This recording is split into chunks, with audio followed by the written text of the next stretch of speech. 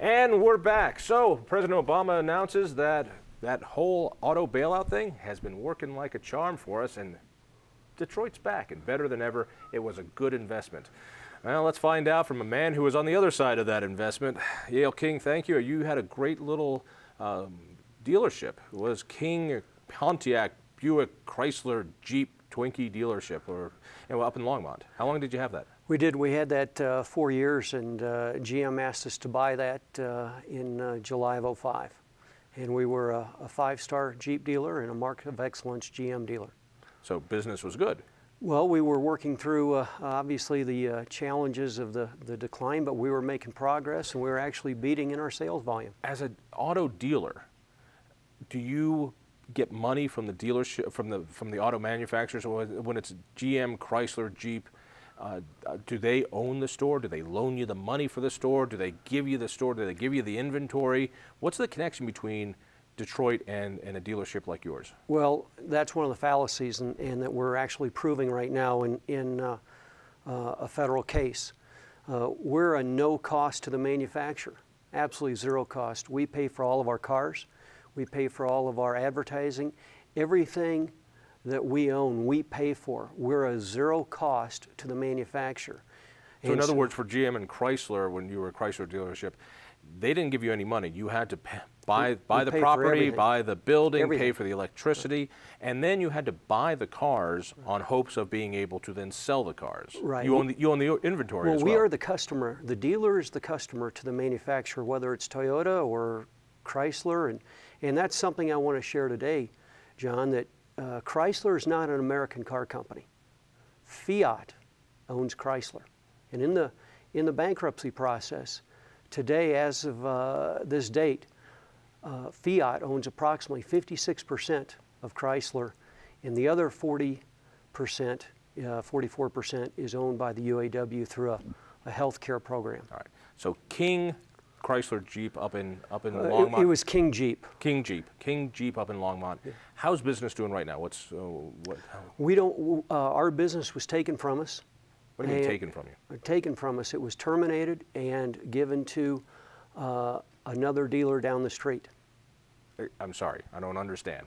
Did you lose it in a business foreclosure to a bank? No. The franchise, in the bankruptcy, the manufacturers took 789 Chrysler, Dodge, and Jeep stores and terminated their franchises and asked them to be out of business in 3 weeks. So in other words, Chrysler, bought out by the American government, basically said, for you nearly 800 dealers, we're going to tell you, no, sorry, you can't buy our product anymore. You're no longer a dealer. We have no longer even a franchise.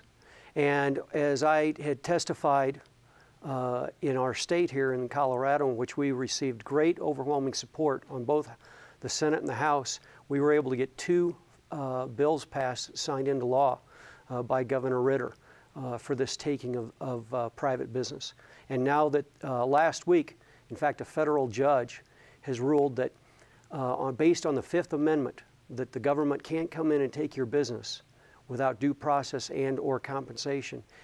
He gave the ruling to move forward for Chrysler dealers. So this was your livelihood. There were nearly 800, I'll round up, families like yours or dealerships like yours that had these ongoing businesses, and because of the government, you were yanked. It was pulled off. How did they decide? How did Chrysler / the government decide to get you and give your dealership to your competition down the street? Who made that decision, and what official criteria was used? Well, that's certainly a large variable. It depends on who you ask. In the first 2 viability reports that both GM and Chrysler put through, there was really no mention to get government money that dealers were a problem. It was only after the auto task force that was set up by... After the bailout, right? No, during the bailout process, but before they got money, before they received the second tranche under the President Obama's administration, before they could get the second allotment of money, in that they had to come up with dealers to cut. And the pressure was put on by the Auto Task Force, Steve Ratner. For what reason? I don't understand the logic. That because even if it was legal, and I'm not convinced it's even constitutional for the government to take away your business without compensation, without due process. But let's say it was. Okay. How does that help Chrysler that there's 800 less organizations to sell their product? And it wasn't just Chrysler, it was General Motors too, the businesses. But all I can share with you is from the Inspector General, the President's own Inspector General of the United States, in his report to Congress, said under the SIGTARP report, which is Special Inspector General for TARP funds, said that there was no basis. So these were... His own words were, there were no basis for what they did, for what the Auto Task Force did. But there must have been some thinking, because what I heard as a civilian was, well, what we're going to do is we're going to take the less profitable, the failing franchises, and we're going to close those down so that the business works.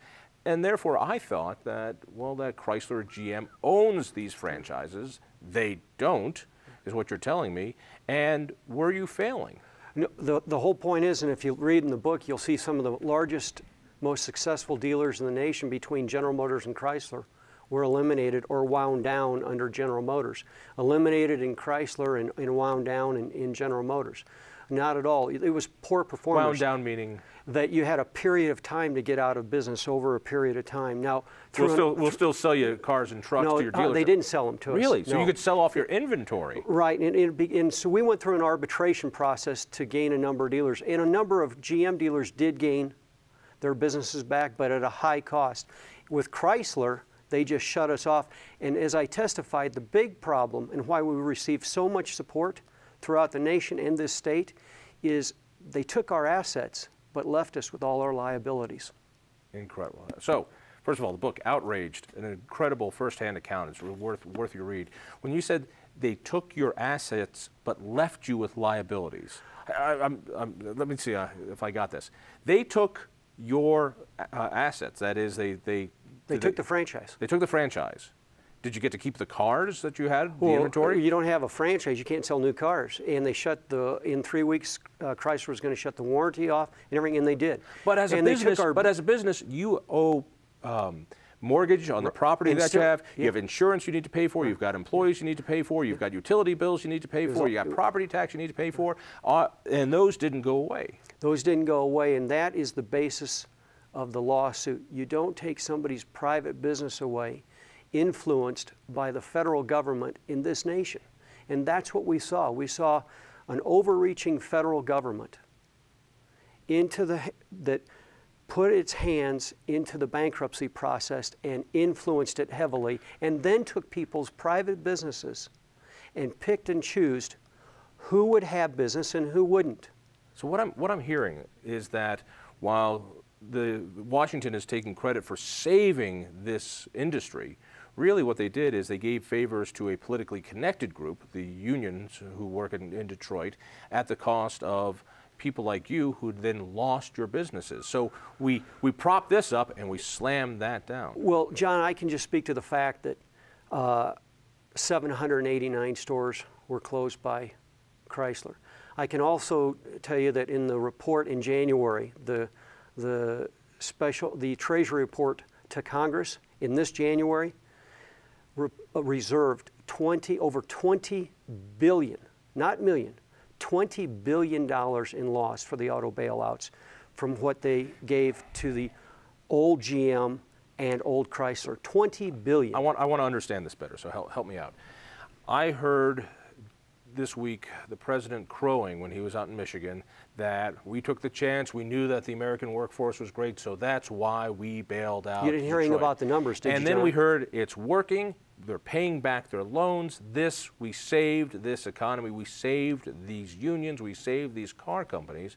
And my impression was, well, I guess they're paying back their loans. You're telling me that right now the government's ready to lose at least $20 billion.